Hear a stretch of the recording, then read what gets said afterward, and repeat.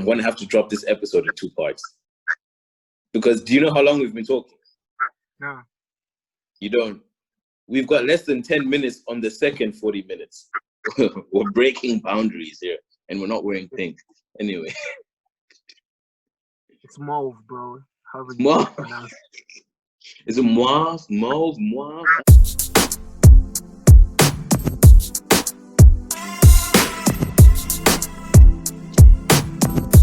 Dali.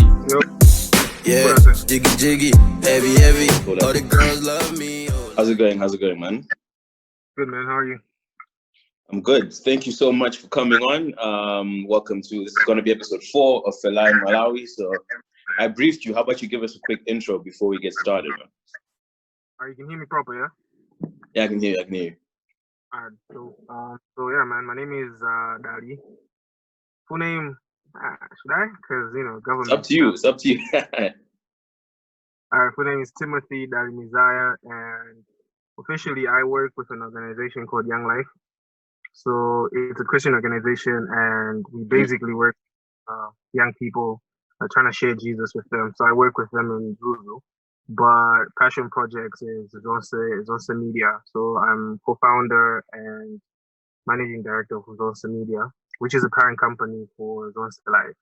So Zonse Media basically, it's a creative agency. So we do video production, we do social media management, artist management, and all that stuff. While Zonse Live is our entertainment outlet. So that's basically what I do. And yeah, man, artist management side of things, I manage some artists, Baraka, Liu. I've actually never really come out public like this, like especially the money. It's been like this podcast has been a lot of exclusives. So trust me, like people are finding out a lot. Even I didn't know about this. So go for it, bro. I talk a little trash online, so I wouldn't want to like mess up with some of the people I work with. But like I work with Liu, I work with Baraka, and then I'm part of Suffix's management team. So there's a couple of us who are on his team. So I do a lot of the PR stuff with Suffix. Mr. Gray as well, I help out with his stuff, and Josie. So there's a lot of, so thing is, my business partner, who we do Zonse Media with, we all manage artists. So we just bring them in the same pool of how we work. And so if one of my artists is releasing, he'll help me with some stuff. If one of his artists is also dropping, I'll help him with some stuff. So that's how it be. But in a nutshell, that is... Yeah, busy man. Yeah. Busy man. All right, so I want to hear, so it's a good thing that I tell everyone this is apple juice. Don't want anyone at Young Life getting angry because, it's just vitamins, pure vitamins. That being said, so when exactly did Zonse start? I'm just going to use the term Zonse for like the media and the live. I don't know if there's a distinction, but like when did the dream of actually starting the media, I think the media platform came first. When did that begin? Which year was that? So it's been a long time, bro. Like, I think that was in 2014 when I was in college. So when I was in college, I knew that I wanted to do media. I knew for a fact that I went to ABC, African Bible College. And so they have like the best, in my opinion, they have the best mass communication department in Malawi because they have the TV station and the radio station in-house. So you can, instead of going to intern elsewhere, you can do the internship on campus. And we had some guys who, like one of my lecturers worked on Miley Cyrus's PR team, so we had people of that stage coming to teach us, so before I even went to ABC, I knew I wanted to do media because I grew up going to internet radio stations and all these things, but I knew how messed up media was in terms of money wise and stuff. I remember being at this radio station and this lady was receiving her salary and it was 35K. And that really, this ain't right. So if I'm gonna what year was that? That was in 2010.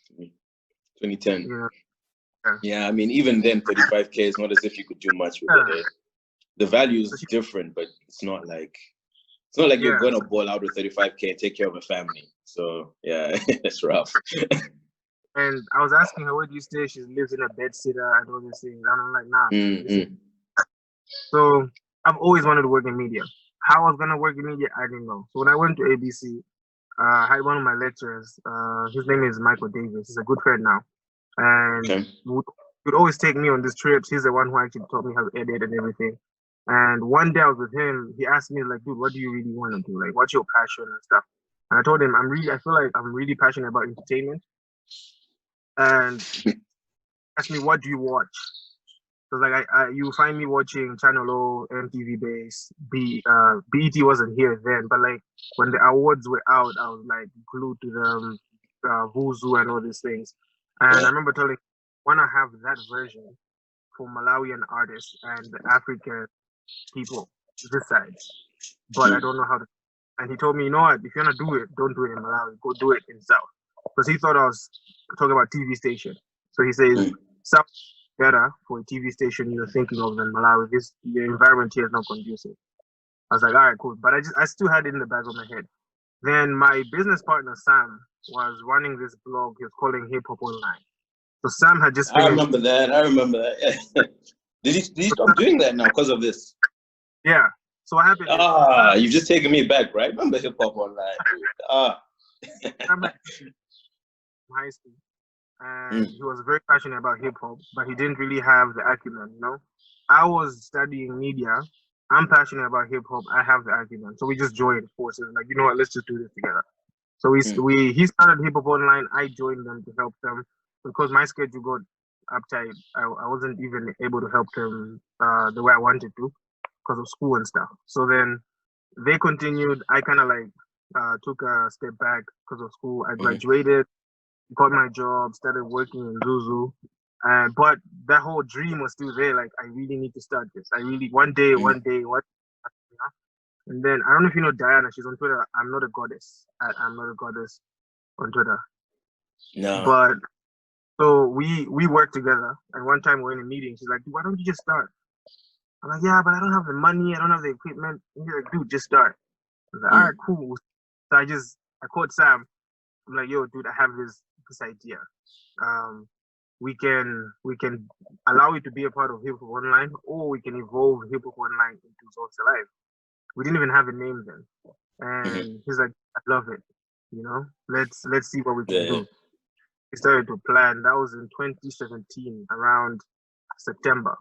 We started to plan, started to meet people. Even the guy who did our first website, I had a meeting with him. And I basically pitched to him and said, "Dude, this is going to be the biggest thing in Malawi. So I want you to either partner with us so that you can buy a share in Zonse, or I'm going to take a loan and pay you. Either way, we're going to do this." You know? And he was like, "All right, get back to you in 2 days." 2 days, he calls me up. He's like, "You know what? I'll help you guys. Let's do this." You know? So, and he's the one who taught us a lot of the branding things we do. So like, get your social media names like this, emails like this, host. I didn't know jack, bro, about like how you can buy a domain. You need to find, even to end up at Zonse Live was because of the domain we bought. Okay. The idea, so we're thinking of names, and I don't know. I called up my cousin in the States. She's really creative. She helped me how to like map out stuff, and I did that, and then I came up with Zonse Entertainment. And so I called Sam. I'm like, "Yo, dude, there's this thing, Zonse Entertainment." He's like, "Man, I'm working on an app," because Sam is an IT graduate. So he's like, "I'm working on an app for farming, and it's actually called Zonse Farms or something like that." So it was like, "Whoa, you know, so let's go with the name." So like, all right, cool, we're gonna call it Zonse ENT. Cool. So we changed all social media platforms. But when it was time to buy the domain, Zonse.com was taken, Zonse.net was taken, and the only option was going to be Zonse.co.mw. But I didn't want to keep it to Malawi. So I asked the guy who was doing our website, I asked, "Dude, what are other options?" So he says, "There's this new thing," because I think .live was new then. It's like, you can buy Zonse Live. I'm like, whoa, that actually sounds dope. He's like, "Yeah, Zonse Live." And I'm like, "No, Zonse Live. Zonse Live." Like, entertainment, and it just clicked. So we bought the domain, changed everything to Zonse Live, and yeah, man, that was 2018. We launched in May with the website, and it's crazy. It's crazy. It's been a crazy ride, but yeah, that's how it started. I like that. I like that. So you basically took some time and you're like, there's no better time to start than now. I can relate. I think everyone who's watching this podcast can see that the setup is changing pretty much every week. Now I've got a screen behind me. It's not a new screen, but we're just messing around. Huh? I see the backdrop. I see it. Yeah, dude, you got to make do with what you have. I was like, well, actually, can this thing go on the screen? I'm like, yeah, I think it can. So here we go. Now I've got a backdrop. We're moving, episode 4. A few things you said I wanted to touch on. Like you said, first thing you said was that your friend now from ABC advised you not to start this in Malawi. Why was that? And do you think that his reasons are still valid today, having done what you're doing now? As in, do you still think Malawi is not a place for like television and for such type of things? That's a very good question. I think he said that because of the landscape we were in then. The time he was advising me that the ABC TV where I was working at was we had been off air for a while because of lightning had struck the antenna or whatever, and we were off air because we weren't digital yet. So Malawi was migrating from analog to digital. So all the channels were going to Ajina Go TV, and then there's this more to go down MB Chenchan. I forgot the name. What's the what when you say from analog to digital? What's that exactly? If you can just explain to us layman. So I know I've heard of it, but I have no idea what it means. Yeah, so it's basically changing all the content from my antenna, like we had the antenna of the roof at the house. So you would manually search on the TV because of that to a more digital transmission where now it's sent through the internet to the broadcast. All right. That's so when you were studying, we were still doing that. We were still at analog that time. Yeah. Because that's not too long ago, is it? That's in 2014. We were still analog. Yeah. Like most of TV stations were still analog. Like my top 2 is still Times and Zodiac. You know, because NBC still is analog low key. Like I was talking to one of my friends and they're saying, "Go the NBC the production setups, they can't record or shoot in 720, which is 720 is the least HD." For the pirates out there, they know. They're like, they can't even do 720. Bruh. In 2020, 240p. That's their highest. Are you serious? And I was shocked. I'm like, what? It's like, yeah, because I was watching one of the presidential things and the quality was crap. So I was like, what's going on? It's like, no, dude, that's the highest it can go. That's 240 right there. You know, so, but yeah, back to your question. He was telling me this because he was saying, Kudi, the way the landscape is in Malawi, media is booming in SA than Malawi, which is because what we're doing is exactly what Slicker does. Slicker Online, you know? Yeah. Like Slicker, he's able to have offices, pay his staff, and do brand deals. He has a Hennessy deal for one of their shows. They curate some or activate. I'm actually learning this languages now, you know, how you can activate it. Activations. Yeah. You should holler at me for that. I was in marketing for a while, so I know all about running activations, etc. Yeah. So I can hook you up on that. So they do that, you know. And so when he said it, now I think we are growing. Like if you see Zodiac and Times always direct their viewership to Facebook still, because now I think they're getting to understand that digital plays a big role. I think it's a growing industry. SA is still above us. I mean, it's SA, and if you can start, you know that you are starting out way ahead. But for me, I always, even with the artists I manage, I always tell them this: you need to have a base back home. You know, you can't really talk about Malawi from a South African point of view or while you're in SA without having a base in Malawi. You know, you want to talk about Tay-Greens with the people who understand the Tay-Greens first, before you go to people who should know about the Tay-Greens. That's basically what we are trying to achieve. So yeah, man. I hear you. The reason why I'm asking that is because, you know, a big problem I have, right? And I say it's a problem, it's because it's one of those things, you know, when you go for an interview and someone's like, oh, what is your greatest weakness? Like, oh, I try too hard. You know, it's one of those things, but it's a problem I have because I always see the opportunity. And like, for me, that's why, like, when I saw what you guys do with Zonse, whatever, I'm one of your subscribers. I love what you guys do. I think I first came across it properly because I've been seeing it. I'm going to skip how I really came across it. I came across it because one of the artists you helped, I know him, but I don't want to bring him up every single podcast. It's going to seem like, hey, look at this guy claiming this dude. But my issue is I had been seeing it and I like it. And the thing is, there's opportunity. You know, the reason why there are big brands out there is because one person came up and said, I can be the first person to do this. You know, before it was there.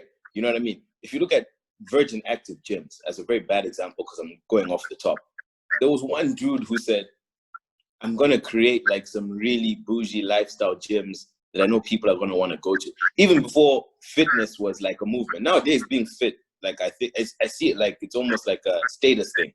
If someone posts their Nike run time and whatever, it's like, oh, they work out, you know, and it's like, it's a social media thing, I work out.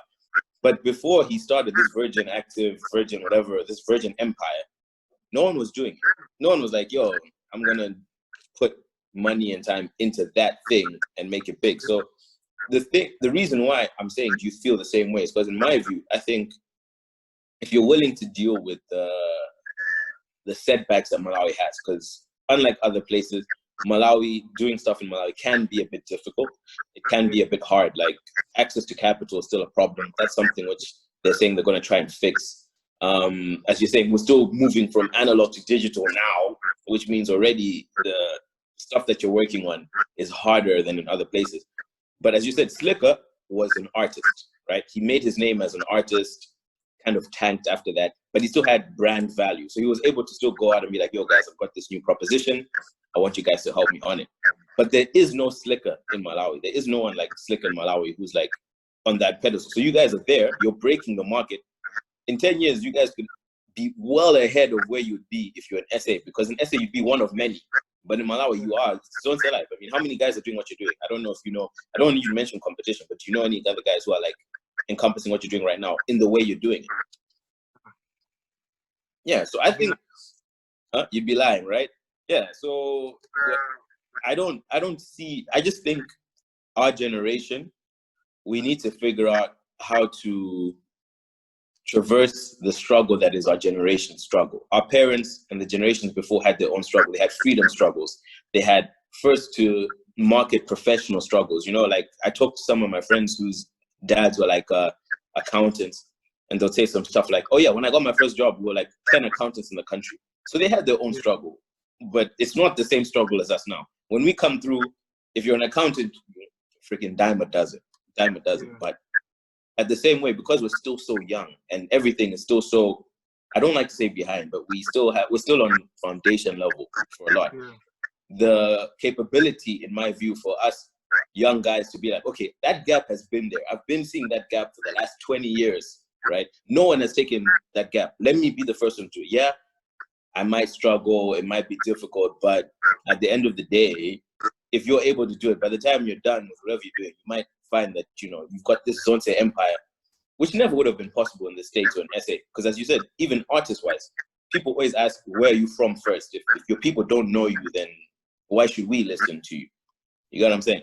Anyway, I don't want to take over, but that's one thing which I'm very passionate about. And I'm really happy that you guys said, you know what, let's just do it. It doesn't matter if you don't have the capital guy or whatever. And also the synergy of how can I put it? The synergy of the talents was also really nice to hear. Be like, you had the acumen, he had the hip hop online. So that's dope. So it's just you told me one thing, Malawi, because this time when we were starting out, he's actually one of the people who really supports us. and he had a poetry event. And I remember then I had a techno, the techno phones, and I hit him up. I'm like, dude, I just want to come interview you. Nothing big, I just want to try out something. He's like, yeah, sure, come through. So we went in Aligo Story Club in the Area 47. And I think I met you. I think I saw you that day. Because you were in 47. You passed by Zach's place and you just said hi. And I was driving out. So then we got to the spot and we interviewed him. And he didn't even know what it was for. It was just us trying out to say, okay, we're going to do this. Let's try this to see how it worked. And it started out like that. We showed it to him. He liked it. And then they had another show in Zuzu for DJ Mpamire, and then we went. I shot. I just begged, like, dude, can I come shoot for free? Don't have to pay me. I just need to get in. I don't need food. I just need to be inside.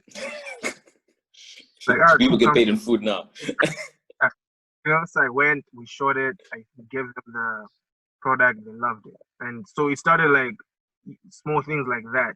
Even Faith Musa would hit us up. He's like, dude, I have this project with TNM. I want you to help me shoot. There's no money in it first because we're trying to pitch, but once it comes out, we're gonna eat, So be like, all right, cool.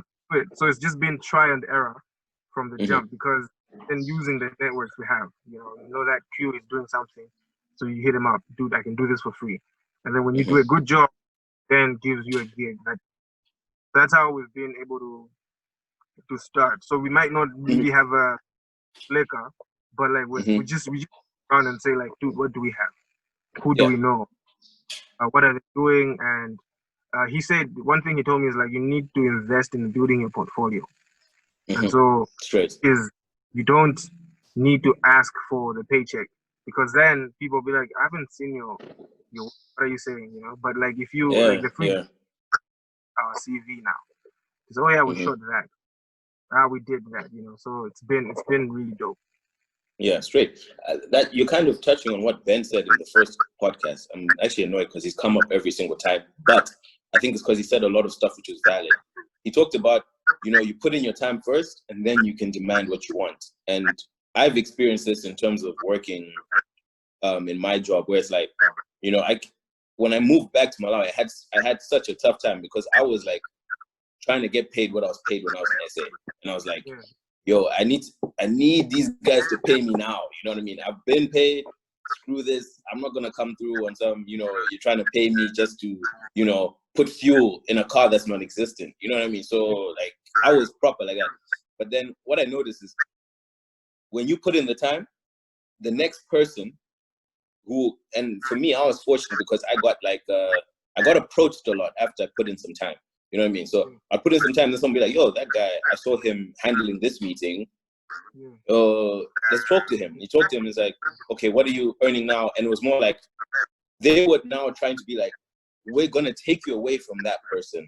And because we're taking you away, we're now offering you this. And it's like, oh, I'm not even fighting anymore because, I've got, as you said, the portfolio. I've put my time in the trenches. And I'm not saying I'm making money like that. People, please don't unsubscribe. I'm not rich, but I can say that once you have that portfolio, and it's a weird balancing act, because some people want you to always be doing stuff for exposure. You know what I mean? There's some people that are going to be like, you're going to get paid in exposure, and you have to know for yourself where that line is. You know what I mean? And only you can know when that line is. When you feel like, okay, now I've got a category, I've got a portfolio that's long enough for me to be like, no, I'm not going to just do it for exposure anymore. But at the same time, be humble enough to also know sometimes some extra exposure is good as well. So it's a balancing act. You know what I'm saying? So you guys now, I want to talk quickly. So your platforms, because it seems you guys have like a proper setup. It's like holding company, subsidiary. I like that lingo. You know what I mean? So media, live. So you've got website and YouTube. Is that it? Yeah. Are those the two main things you're pushing right now? Okay, how can I put it? Of course, yes, we are pushing the two things. So the website is basically for articles and music, so the artists can download and listen to music. We did try to have our videos there with the first design of our website, we had a tab called Zonse TV.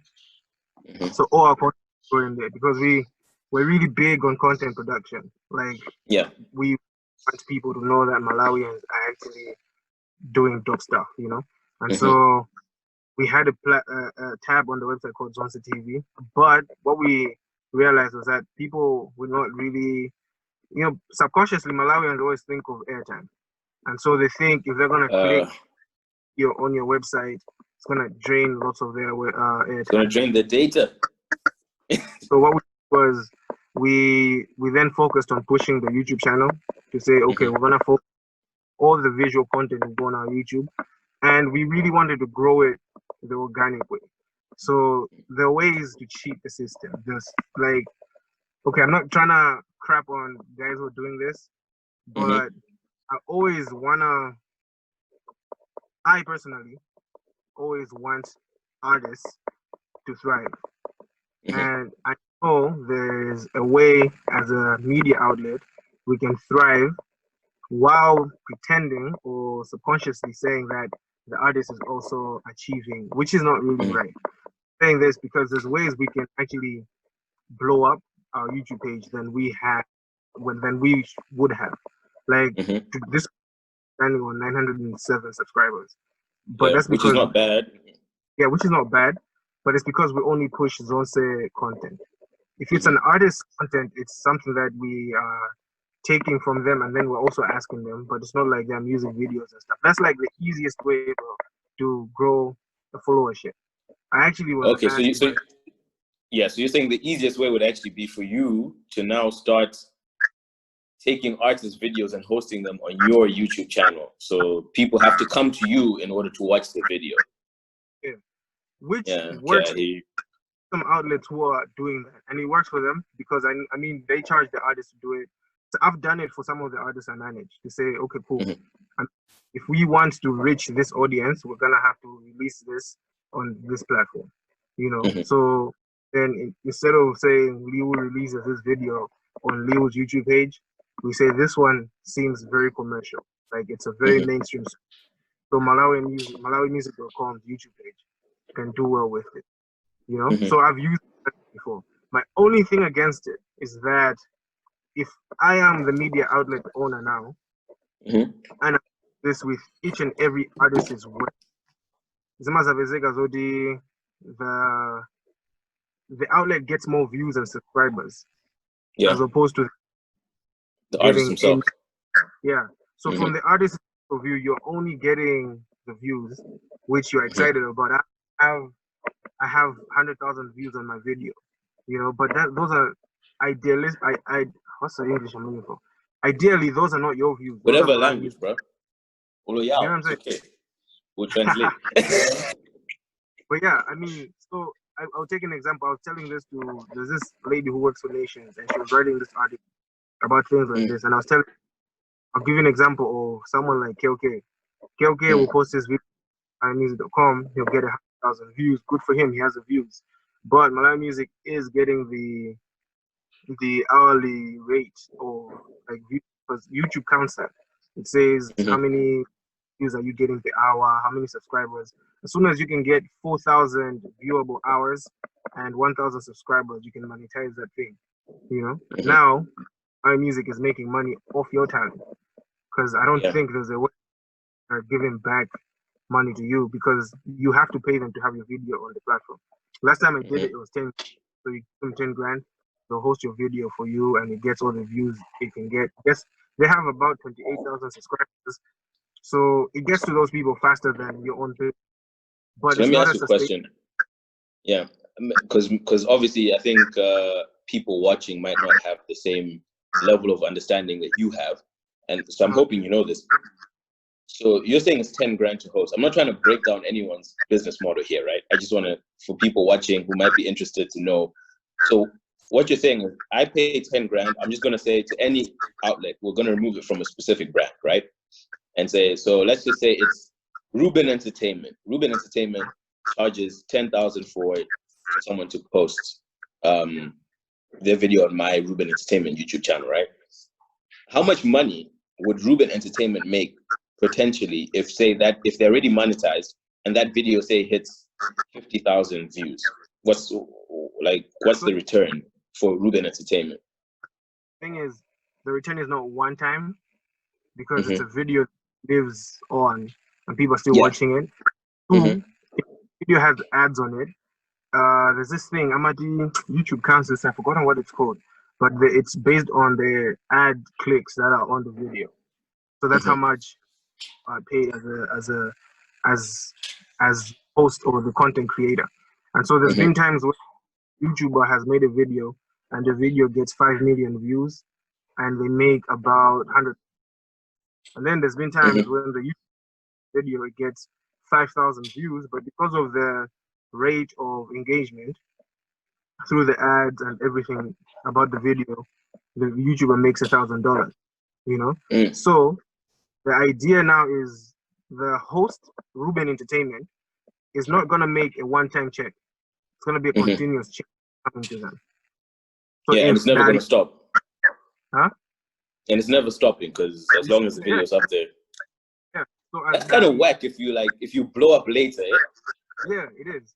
Because then they're gonna get the cash.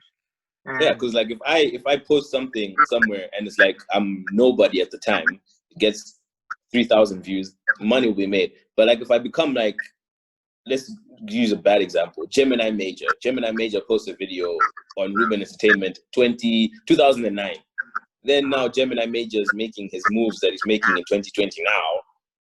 That same people still go back and look for his other stuff. Like it'll still be his name. And then I'm gonna be like coining it for forever because the guy blew up after. Okay, damn.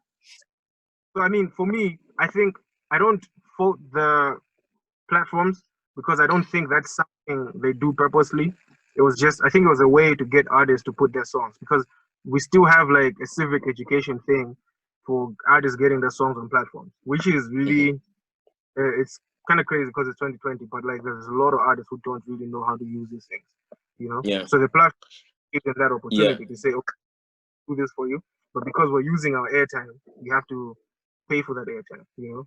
So and I just want to make it clear to everyone, sorry to cut you, I don't think we're bashing any business model here, but I think it's the purpose of these conversations is maybe understand what's going on, what can be done, what's being done, because at the end of the day, it's business. That's why we hear, even in the States, artists talk about the fact that their label gave them a raw deal or whatever. And I think for you, what I'm picking up is the fact that you've got two hats on. You've got the hat of your entertainment house, but you've also got the hat of the fact that you actually represent these artists and you have their best interests at heart. So it's not just I own a platform, but it's also I also help manage artists. And when you're doing that, you know, you got to make sure, as you said, you got to make sure they're eating, that they're happy, they're good. You know what I mean? Otherwise, you're actually not doing your job, and you know that. So I just want to make that clear that it's not a question of bashing any business model, but maybe the two hats you wear in this scenario make it that you're placed to care about the artist as much as the views of the channel itself, which are both valid points. Yeah. So what I'm trying to say is basically like they came in as solving a problem for the artist because don't get paid. They do not know these things, you know. But the artists, I feel artists now need to come to a point of saying, "Good, okay, cool, thanks for the," because if Ruben Entertainment has my videos at 100,000, it means the internet, you know, like people. Yeah. Now imagine if you had your own platform, you know, like if you had your own artist, it means you're gonna divert all that attention to you, which is also a good thing. So. Like I'll give you an example. Gwamba's video now has like 115,000 views, bro. You saw like on time with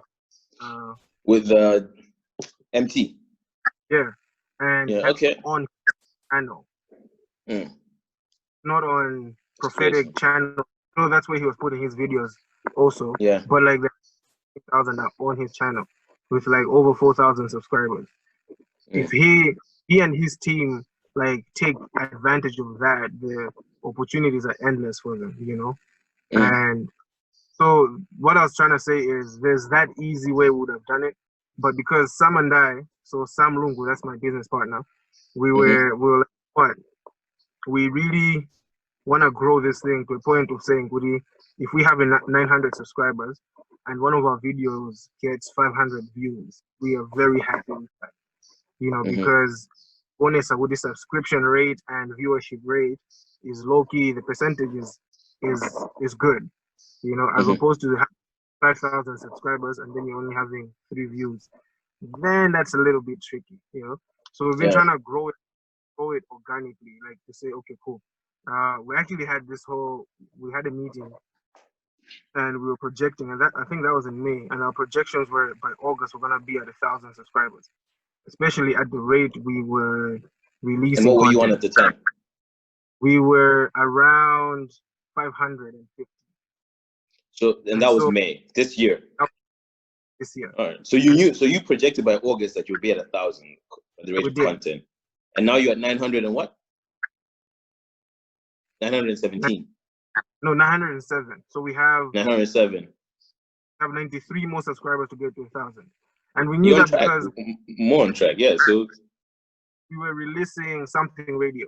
So we were saying, okay, so release something radio weekly. We release Zonse updates weekly, and so we're seeing the engagement that's coming in, and we're not even doing any like serious marketing. We're just posting it on YouTube, and then we drive content through referral from social medias. You know, so we go Twitter and Facebook, and then people go watch it.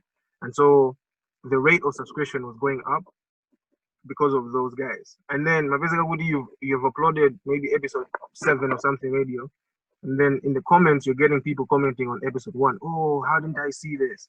Agent Chan, I'm not gonna get the people to watch or the updates episode with Cynthia at the Q Malawi's event, and then they're gonna I got that comment last night.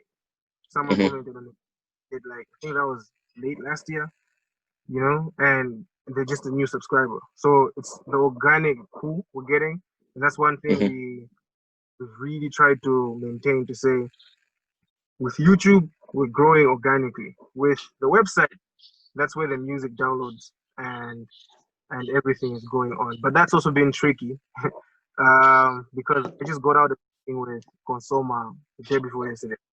Consoma is Copyright Society of Malawi. So the guys who royalties and all that stuff for the artists.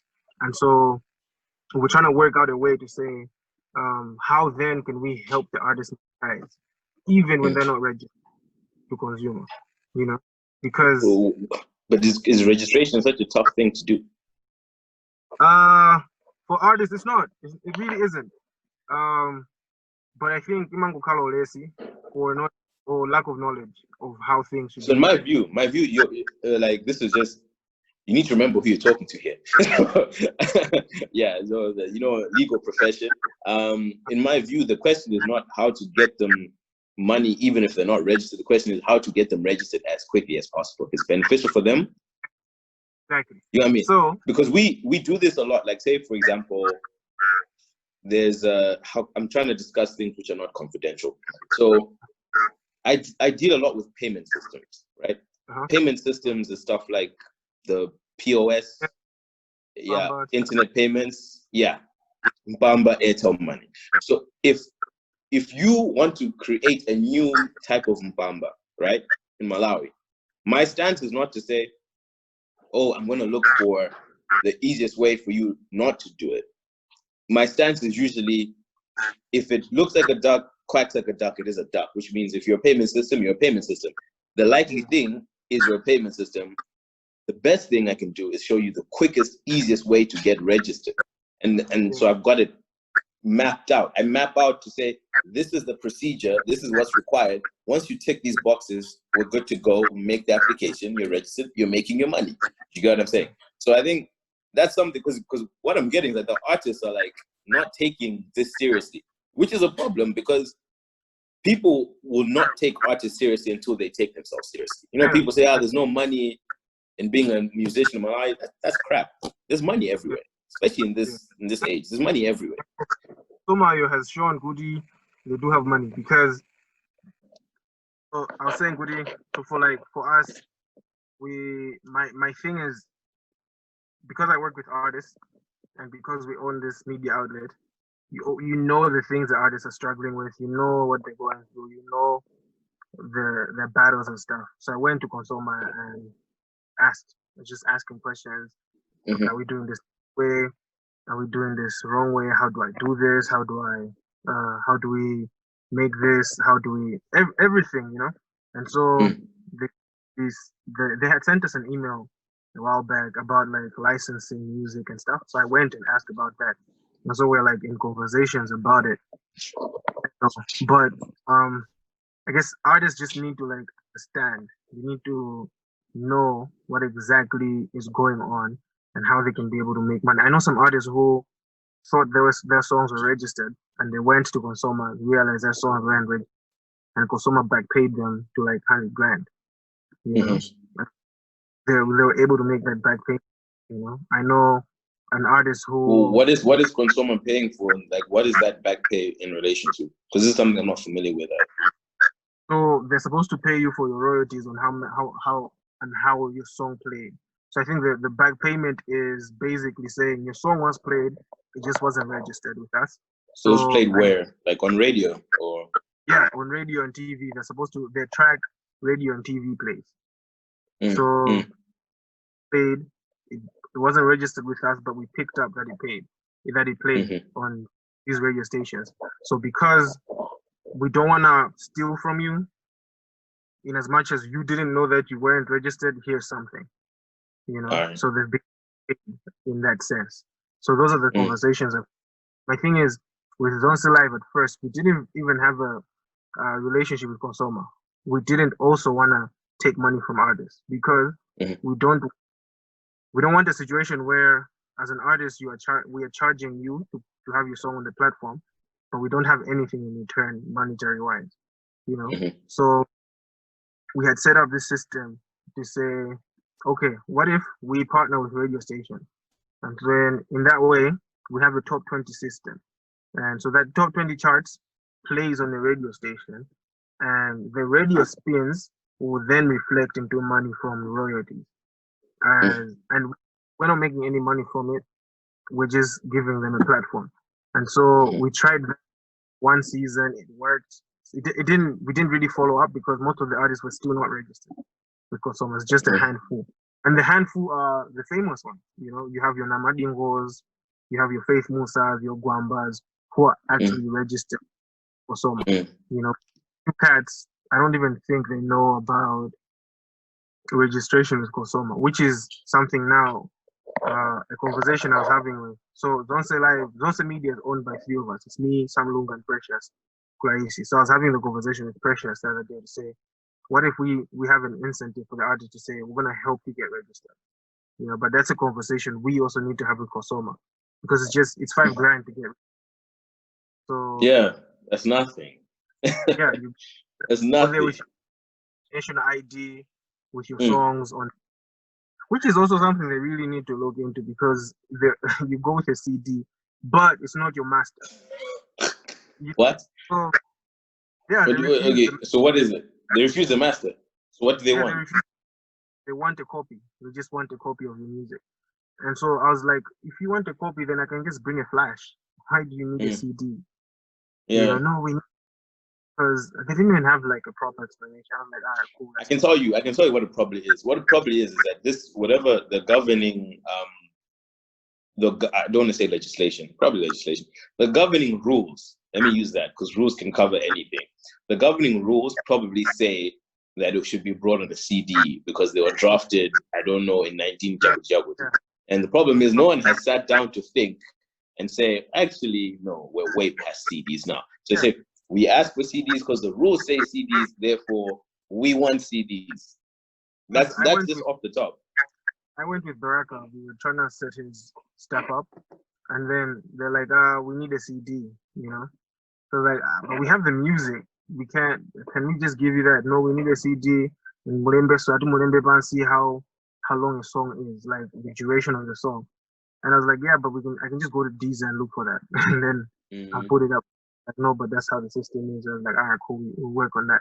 But like, I feel like artists really need to do this. Like, they really need to engage with Consoma and say, they need to engage with Consoma and say, guys, we can get the artist registered for you, and well, we can register so that we can start getting the royalties. I was actually watching, you know, the podcast. No, the podcast. No. No, it's called the Popcast. It's a South African podcast. Okay. Yeah, there's Scoop Makatini, Okay, DJ yeah, VG. I'm familiar with it, but I don't watch it. But I've seen it comes on my TL a lot, but I don't watch it. I was watching an episode yesterday, and they were talking about the Summer Awards and how so that music industry, how they're being bashed right now for not putting some songs as record of the year. So they were trying to explain how they actually get records of the year, which was to say what they engaged. There's a website called Radio Monitor. So Radio Monitor monitors all airplays in all radio stations in South Africa, and it also airplays in like music videos and stuff. But they were like 2020. Why don't they monitor streams? You know what I'm saying? Can radio really be? Is radio as relevant? I'm sorry, I might sound like a I don't know, bigot on this situation. Bigot's the wrong word. I'm sorry, but like I don't rate radio as much as I don't rate it anymore. Like if you can show me that you're on Deezer and people are like streaming your thing millions of times, and then I show up on the radio twice, what really counts? Because Deezer goes straight to the phone. That's someone saying they're waking up and saying, I'm listening to this dude. I'm listening to this girl. Radio is the DJ controlling. The DJ is like, oh yeah, because I like this song, I'm gonna play it again. And I might play it again. But stream is like, you as the individual, you're deciding, I wanna listen to this. It's not someone who's like, oh, I'm listening to this show and they're gonna play a song for me and I like it. No, it's you deciding for yourself from your own volition, your own data. I want to play the song. So I don't see how radio is so powerful in that sense anymore. I don't know. I hear you, but I think the reality is people still get all their information from radio, which is one, it's sad because it just shows you how, I don't want to say backwards. I think you need to qualify that. I think you need to say maybe a good number of people still get a lot of their information from radio, because I don't think we can accept that everyone gets all the information from radio, and secondly, the way social media is set up, I don't think we can say that even people who just listen to radio, and we might be going into like different demographics here, but I think no matter where you're from, there are people getting information from Facebook, you know, from online, outside. Radio is not like even in the village, you just have a radio. No, people have like Tumamose and whatever, and they find other ways to get info. No, I agree with you, man. I agree with you on that. So I won't say people Chanchani. I think it's a numbers game, though. At the end of the day. Yeah, you say a lot of people. Yeah, a lot of people that accept that. It's true. Are still radio, and which is the sad part, because I think people really dismiss this digital thing. I'll go back to SA. You have this artist I can bring up, Aries and Nasty C. Same artist, but Aries pops more on the internet. Nasty C pops more on mainstream outlets, you know. And then you bring this. So Aries has like higher numbers than Nasty C on streams and stuff. Not necessarily in general. But what I'm trying to say is, was this hypothetical or you? No, this is actually true. Based on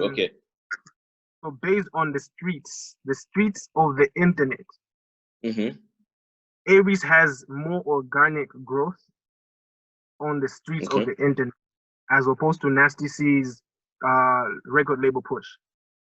You know what I'm saying? So, in a situation, Nasty C's record label push. So, once again, let's not just. I just don't accept that everybody. Are you still there? I'm getting a phone call. Oh my God, let me just hang up. Okay. We'll edit this out, or maybe not. Who knows?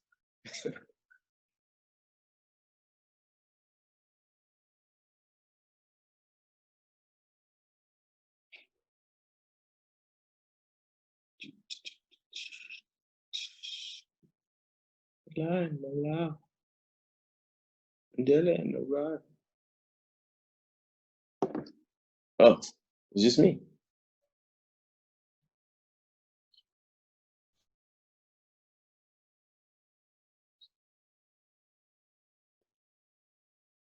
Yo.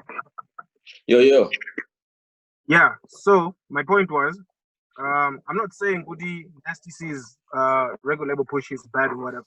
I'm saying no. What I was saying, I wanted actually before you got the call. What I was asking was, when did Nasty C get his record label push?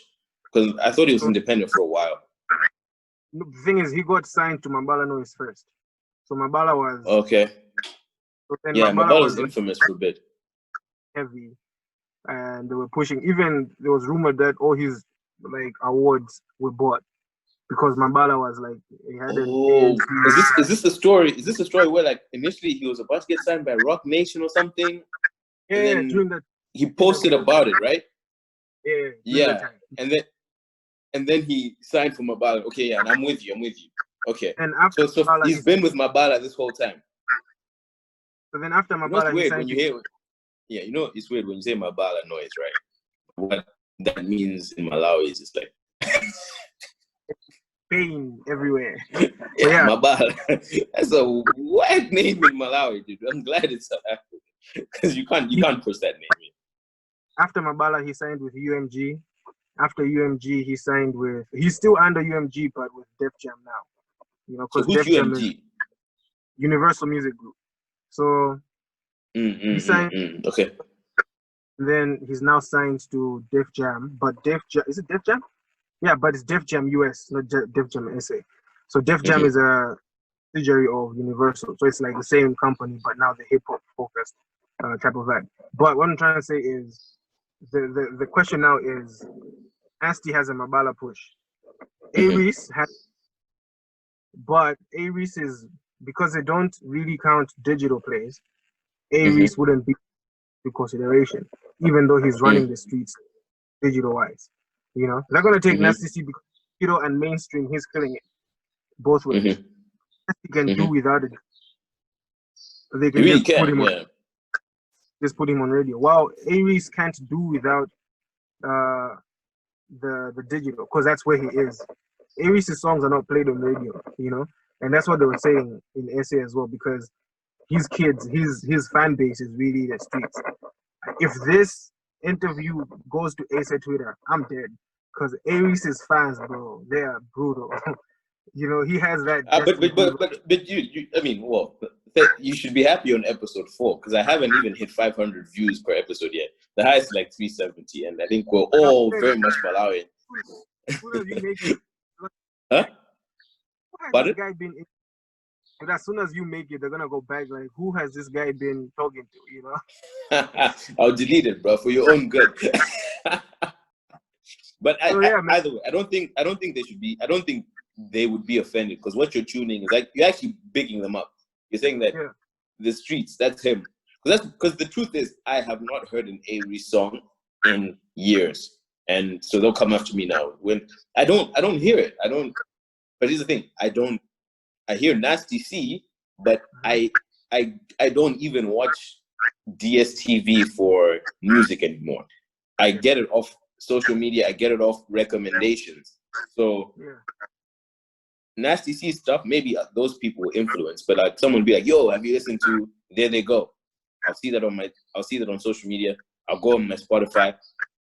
I'll be like, "Yo, this is a dope song." You know what I mean? But yeah, I've not heard an Avery song. I didn't think he was still releasing music ever since he left that group. What group was he with? Ambitious. Yeah, ever since he left Ambitious, I was like, I thought he was done. I didn't even know he was like running the streets like that. Yes, man. I remember there's this guy from South Africa. They're called the Flag magazine. It was started by Tid. Is it Tid? I think Tid started, then he sold it. But they did an interview with Aries, and on their YouTube channel, that's like the best, like the most viewed interview. Because it has Aries on it. So anything with Aries' name on digital. Is that deep? What's the numbers when you say the most viewed? What's the numbers? Like, is it like a mil or like 500K? For their subscriber base, I think I'm not sure. I can't really like say how much. Wait. You know, I've been wanting to do this for so long, bro. I want to do like research while we're talking. So you're saying the plug essay with A. Reese. So I'm gonna search that, but you can continue your point. Yeah, so I'm just saying he has the most views on their, like, all the interviews they've done, all the content they put out. It's like, even with us, I'll give you this, like, Patience Namadingo's YouTube game is fire, bro. Like, Kumar, once you post a video with the name Patience Namadingo, you know for a fact that you're gonna get the views, you're gonna get the eyeballs, which goes back to the conversation we're talking about artists releasing their stuff on YouTube and stuff. Patience has the pool now. He has the numbers. He's now able to go to every bank and say, "Hey guys, I have the numbers. These are beautiful type of eyeballs." You know. So instead of you going to put that advert on a billboard, why don't you invest in it? I'll get you guys a clientele. I'll get you guys the people to come to your bank, which is what they've done now. Also, I need to tell you something before you continue. You are tuning straight facts. I'm on the Plug SA's YouTube channel, right? Yes. I went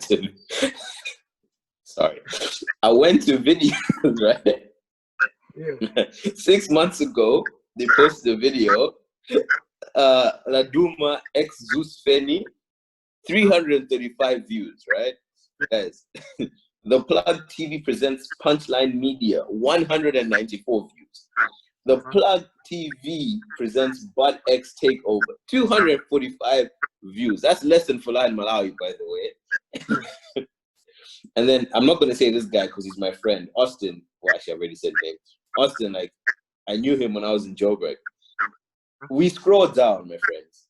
We get to the Plug TV presents Breaking Bread with A. Reese, 209,000 views. They're not cracking 1,000 without A. Reese, bruh. What? That is okay. So credence to what you're saying. You definitely know what you're talking about. To 209K compared to 209 views. That's wild.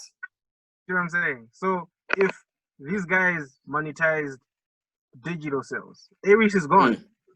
He's gone, bro.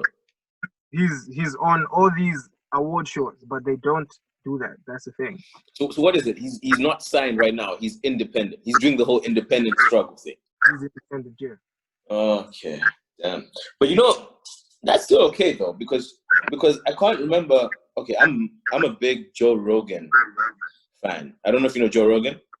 Yeah, I do. You know, for anyone watching who doesn't, huh? The most paid podcaster in the world.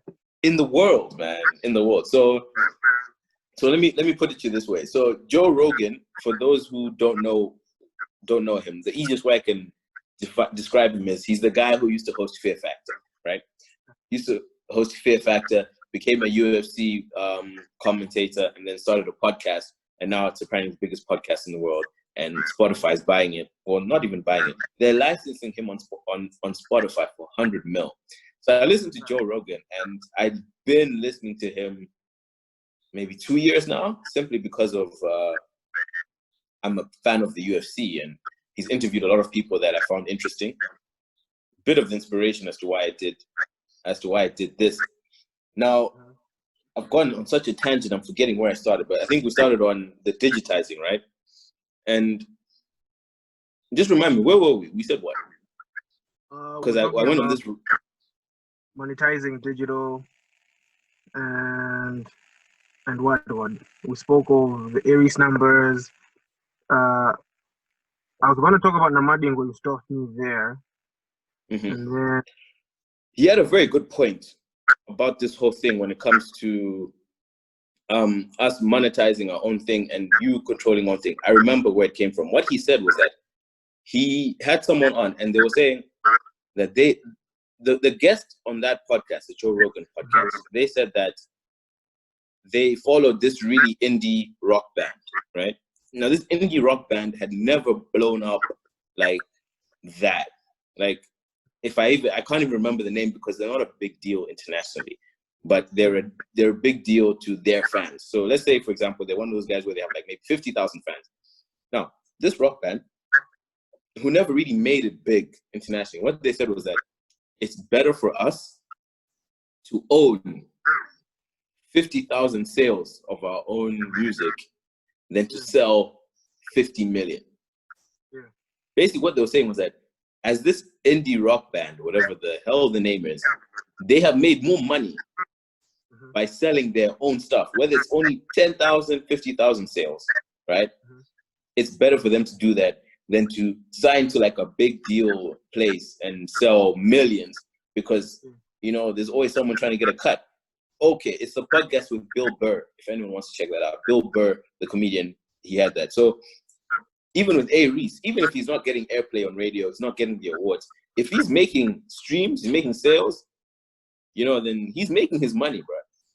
He's making his money. It's just streams are decent. They're all right. I mean, that's another conversation. But like, if you're making those numbers, I work with an artist who has made. I don't even know if I should disclose this, but I was looking at one of the disclose artists. it, bro. Disclose it. Okay, cool. Here we go. I'm gonna be in trouble for this, but anyway. Okay, don't say his name then. If we're gonna get in trouble. I was looking at Suffix's Spotify numbers, and just Spotify, his album streamed over 32,000 times. Damn. And that's Spotify, you know. And I was looking at the. And that's a tough one in Malawi as well. Not everyone can get Spotify. It is. Like you must want Spotify to have Spotify. Yeah. So he streamed over 32,000 times on Spotify alone. And I was looking at the money that's supposed to come, and I called him. I'm like, dude, you did 32K. He's like, ah. I'm like, dude, 32K, that's Spotify. Relax. That's good for us. That's really good for the next, because that's indie drop. That's record label push. That is his hard earned. Like Suffix invests back in his things. Like he goes to do a show, money he goes to the studio right next day. That's the type of artist he is. So if people help him, they help him based on the work he knows. I was just trying to convince him, like, dude, this is a good thing. Like, don't worry, this is actually a good thing. And then when I mentioned the money he's gonna make from that, I said, oh, okay, cool. No, it's not bad. You know, that's Spotify. I didn't check Apple Music and the other stuff, but just Spotify. So the Suffix do crazy numbers like that where he wasn't happy with 32K on Spotify. He wasn't happy because that's. Was he like a perfectionist? Because in my view, if I see a Malawian video with 32K on YouTube, I'm like, yo, that's dope. You know what I'm saying?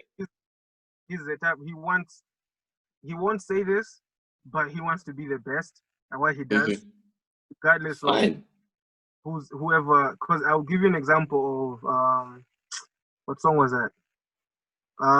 When we did Dayaka. So he released a song called Dayaka during Little, KBG, and all these things, and all these guys. Kevin sings and Forget. And when that song was about to come out, the idea for the video was to have it on a balcony of like a big building. Now you're telling me this. My first question is, who is going to allow a hip hop video by some raggedy looking guys on a balcony and stuff?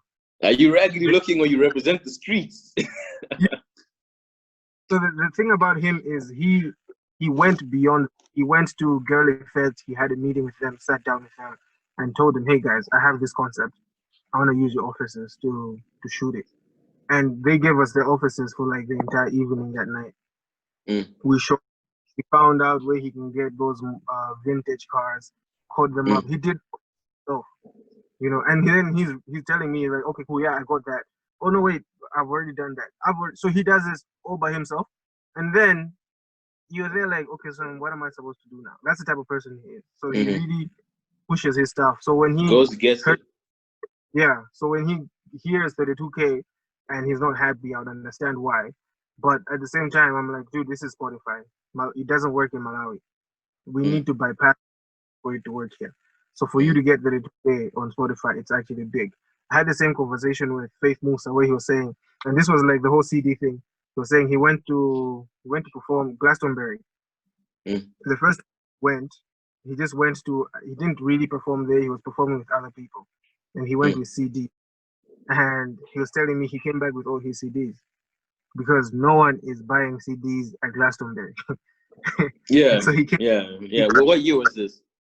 I've forgotten what year it was, but he was telling me this last year. So when he went back, he put all his music on Spotify, and he was telling me like, dude, I still get money from what's that song? Desperate. He's like, I still get checks from my streams. You see, because that's the thing. Like, you're going to Glastonbury, bro.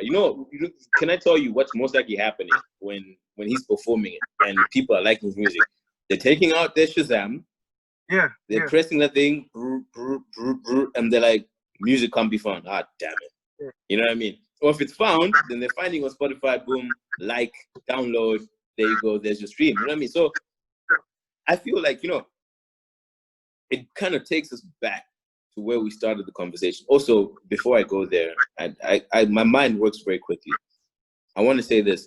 Tell your boy Suffix, if he has not already, he needs to watch The Last Dance, because he needs to. Have you watched The Last Dance? I have. You have. So maybe you understand what I'm saying.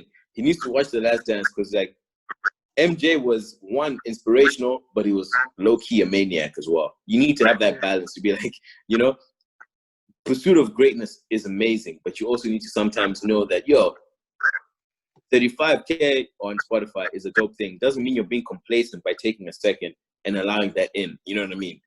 That's number one. Number two, that's what I'm saying. Reese example, Malawi example. That's why I feel like we're primed to take advantage of these things going on. I'll tell you right now, Apple Music just came to Malawi, right? Like, you can now go Apple Music. These streaming services are coming and they want to be here. Like, it's not even like, oh, we're going to try Malawi. No, they want to be here. They are like, we're trying to take over every territory because they're seeing this stuff. They're seeing, okay, how on earth is a Malawian artist on our platform streaming 32K times, 35K times? How's that possible? Why, even if you're telling me that most of those streams are not Malawian, why are people from around the world trying to stream a Malawian artist? We need to be there. I'm telling you for a fact, I know this for a fact. They're trying to be here. That's why Apple Music is now available, all this stuff. And it goes back to what we said. How can we make sure that we are the first to take advantage of it? I'm guilty because I don't have my thing on Spotify yet. I literally got a message this morning. We're doing this podcast. Someone was like, yo, is your podcast available on Spotify? No, not yet. I was supposed to do it. I'm sorry. But we need to take advantage because, trust me, there's a lot we can do. And when I say a lot we can do, I mean, like, it takes me back to why I started this podcast. This podcast, we vibe because, being presumptuous, we vibe because I feel like we are aligned in terms of, you said you want to show the dope things Malawians are doing, right? And I'm the same. I tell everyone who's on this podcast, like, it's not about me, it's about whoever I have on and the conversations we have, because I'm trying to show interesting Malawians doing interesting things. And similarly, so we need to figure out, how do we take this to the next level? Because it's there. It's there for the taking. There's no, when Tay Grin was starting, G-Papa, whatever, there was no Spotify, there was no Deezer in Malawi, bro. But it's here now, so we can make it happen. You know what I mean? Yeah. We can really make it happen. Shout out to the new wave Malawi guys, man. That I was saying this the other day, like, I don't think these guys know what they're onto, bro. It's bro, that's what they want, bro. Because, like, I really, and their energy is amazing. Their energy is so amazing. I'm about to go on another tangent, but I was gonna say this. I was talking to someone about, I was in studio actually the other day. Praise Omar, he just released a video yesterday. So I was in his studio last week. He was recording some artists. His name is Chris Daza. He's a really dope artist. Really, really dope artist. And he's a hip hop guy. The song was really fresh. And there was a couple of us in the studio, and one of the guys just said, but this won't play on later on Monday, and the room went, yeah, it won't, and I'm not saying this to, if Joy will watch this or Prince, his manager, I'm not bashing Joy because I understand where Joy is and what his stance is.